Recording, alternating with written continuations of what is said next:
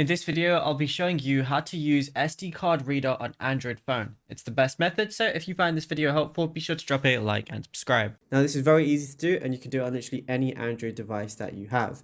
Now firstly, of course, you want to make sure your SD card is connected to your Android phone.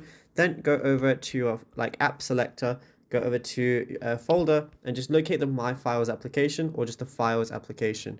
Mine is right here, but if you can't find it, then just go to search and type in Files and you'll see it right there. Now, once you're in here, what you're going to see, it's going to look something like this.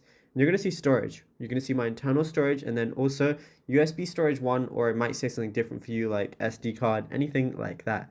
So if you want to view the SD card files, all you got to do is go into the SD card or USB storage 1 and all the files are going to show right here, that simply. And then you can obviously go to whichever thing you want and then that's it. You'll be good to go. There is nothing else to it. You can obviously, if I want to move anything, I can press anything here.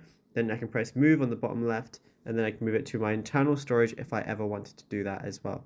And yeah, it's as simple as that. Now, if you found this video helpful, be sure to drop a like and subscribe. And also be sure to check out all our other tutorials that we've been posting on the channel as well.